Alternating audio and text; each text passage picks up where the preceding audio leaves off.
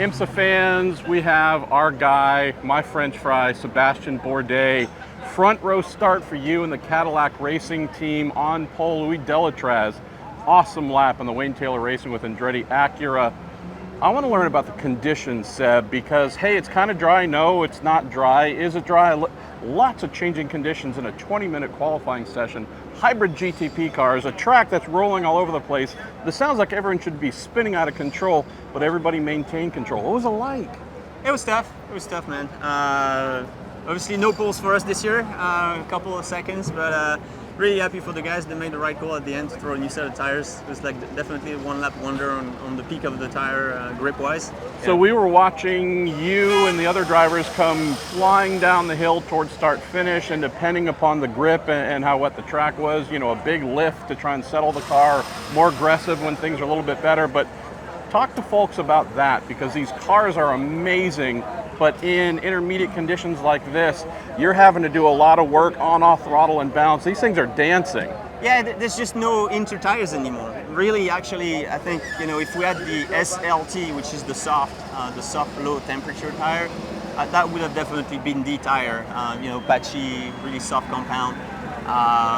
But the wet was out of its window.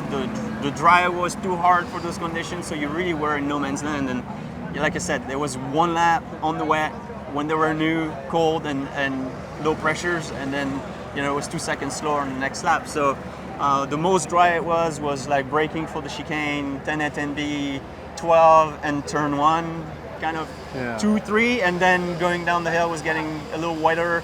5, you got the sealer, really slick, and then it was getting pretty wet all the way to 6 and on the back straight. So yeah, just you know, always tricky conditions, because really you're looking for a trend in the evolution, but because the drizzle kind of kept coming and going, you didn't really know where it was heading. Like every turn's an adventure of its own. Yeah, but I mean, thankfully the drizzle was not too intense, but because, you know, it kind of started to evolve in a way and then the other way, and like, if it's kind of drying, you know, at some point you're going to go to slicks, but it was never even in the question. Let's close on this, Seb. So wacky qualifying today. In theory, the forecast is a little bit better for tomorrow. Hopefully have some sun breaking out, but we've got a 10-hour race, a championship to settle. The points battle is super close, whether it's drivers, manufacturers. What's the mindset? Attack from lap 1? Do you play it smart and not cruise, but be patient until the last hour or two? What's the right mindset? Well, we're not in it, so that makes it pretty easy. The only concern is obviously to try and get the championship for the manufacturer, for Cadillac. You know, other than that, really just go have fun. Obviously, like you said, I mean, it's a 9-hour survival race, especially with 54 cars. I think they figured it out. It's about 80 yards spacing every car on that tiny track of ours. So it's going to be a bit of a race in a traffic jam, and keeping your car clean for money time is definitely going to be key. So try not to get hit, which we've not been very successful this year, and try not to hit anything, and then be fast when it matters. Money time, you hear that? That's all this guy and everyone else was thinking about, honestly, that final hour of Motul Petit Le Mans. Cannot wait. 10 hours, Seb. We'll be watching, having some fun here. So we got GTP settled. We know how the front of the field for the 26th edition of Motul Petit Le Mans is going to roll off. And LMP2, our guy Ben Keating, Pier 1 Matheson Motorsports, they're fighting for the title so heavily with TDS. CrowdStrike by APR.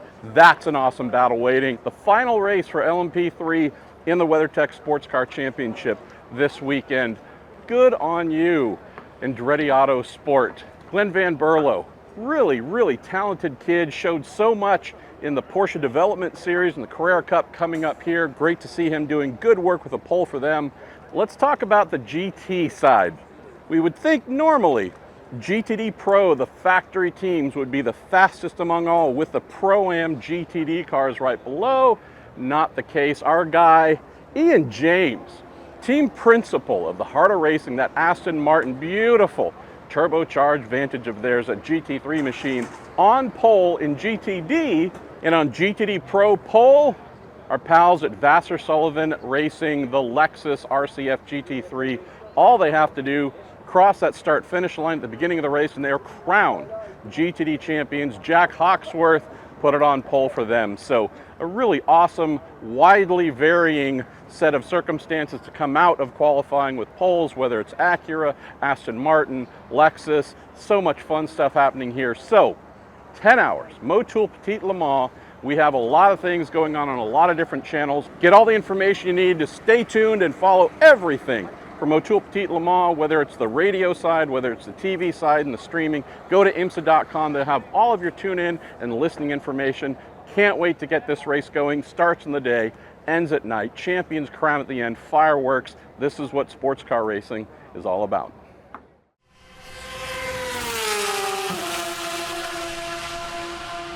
Make sure you follow along with us on IMSA's official YouTube channel and follow IMSA Racing on Instagram, Facebook, TikTok, and X. We're going to be doing some pretty cool stuff with some pretty cool people with some pretty cool race cars. Visit IMSA.com to hear the action called live and download the official IMSA app to follow the timing and scoring information as the sessions take place.